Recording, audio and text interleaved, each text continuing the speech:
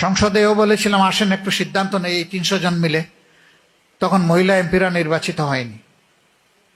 যে আমরা 300 জন মিলে সিদ্ধান্ত নেই যে আগামীকাল থেকে এই দেশে আর কোনো চাঁদাবাজি কাউকে করতে দেওয়া হবে না।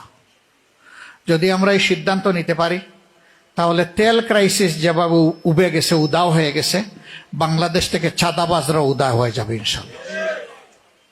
কিন্তু সাথে সাথেও বলেছিলাম এখানে বসা এই লোকগুলা যদি চাঁদাবাজদেরকে প্রশ্রয় দেয় এবং এখান থেকে সুযোগ নেয়, তাহলে চাঁদাবাজি বাংলাদেশ থেকে বিদায় করা সম্ভব না। তো আমার এই প্রস্তাবে তো সকলের টেবিল চাপড়িয়ে সমর্থন দেওয়ার কথা ছিল। আমার পিছনে যারা বসা ছিলেন বিরোধী দলের সবাই সমর্থন দিলেন, কিন্তু সামনে দেখি কেউ আর সমর্থন দেয় না। বিষয়টা পরিষ্কার হয়ে গেল না? তখন আমি বলেছিলাম মনে রাখবেন, চাঁদাবাজ কোনো দলের নয়, এরা বসন্তের কুকিল। আপনি যখন বিপদে পড়বেন তখন ওই কুকিলগুলা উড়াল দিয়ে চলে যাবে, ওদের ডানা ধরে আপনি আর নাগাল পাবেন না। ওরা কিন্তু আপনাকে রাস্তায় ফেলে চলে যাবে। বলেছিলাম মনে রাখবেন, সেই পরিস্থিতি দেখে সারা বাংলাদেশ লজ্জিত হয়েছে। সুপ্রিম কোর্টের অ্যাপিলেট ডিভিশনের বিচারক তিনি তার অপকর্ম আড়াল করার জন্য পালিয়ে যেতে গিয়ে কলা পাতার উপর তিনি ঘুমিয়ে পড়েছিলেন। সেদিন আমরা যেন কেউ ভুলে না যাই। অপকর্ম করলে দুনিয়ায়ও তার পরিণতি ভোগ করতে হবে, আর আখিরাতে আল্লাহর জিম্মায় তো আছেই।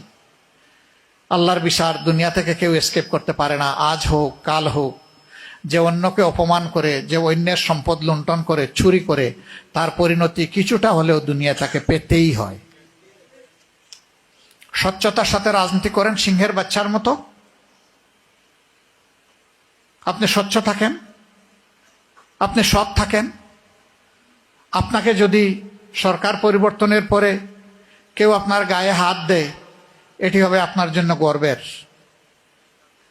কিন্তু আপনি চুরি করে পালিয়ে গিয়ে অন্য কোনো দেশে আশ্রয় নিয়ে রাজার হালতে, রানীর হালতে থাকলেও এটি হবে বিড়ালের জীবন, এটা সিংহের জীবন নয়। রাজনীতি তারা করা উচিত, তাদেরই করা উচিত যাদের রাজকীয় মন আছে। মন যাদের ফকির, তাদের রাজনীতি করা উচিত নয়। একজন ভিক্ষুকের সন্তানও কিন্তু রাজকীয় রাজনীতিবিদ হতে পারে যদি তার মনটা রাজকীয় হয়। একজন শ্রমিকের সন্তান হতে পারে, ব্যবসায়ীর সন্তান হতে পারে, কৃষকের সন্তান হতে পারে। আলহামদুলিল্লাহ, আমি নিজেও একজন কৃষকের সন্তান, কোনো অসুবিধা নাই। কিন্তু রাজার ঘরে জন্ম নিয়েও চুর যদি হয়, তাহলে তার রাজনীতি করার কোনো অধিকার নাই, তার চুরি করা উচিত এবং চুরির দায়ে কট হয়ে তার শাস্তি নেওয়া উচিত। সমাজের আইন শৃঙ্খলা পরিস্থিতি একেবারেই ভেঙে পড়েছে। পরপর 2টা ঘটনা দেখেন আপনাদের পাশে।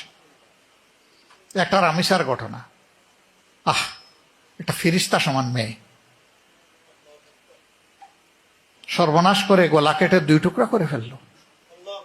কোথায় আস মানবতা? আমি কালকে সিলেটে গেলাম, সেই একই ধারার আর একটা ঘটনা দেখে আসলাম।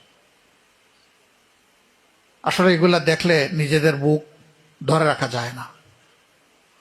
আরেকজন মা সন্তান জন্ম দিলেন, সবগুলোই ব্রিলিয়েন্ট। সমাজের এক এক জায়গায় বিশাল বিশাল মেগা শট। মা মরে পচে গিয়ে গলছেন, সন্তানের কোনো খবর নাই। এ কোন সভ্যতা? অবশ্যই এই সভ্যতার পরিবর্তন হতে হবে ইনশাআল্লাহ। এই সকল সমস্যার সমাধান কেবলমাত্র আল্লাহর বিধানের ভিত্তিতেই সম্ভব, অন্য কোনোভাবে সম্ভব নয়।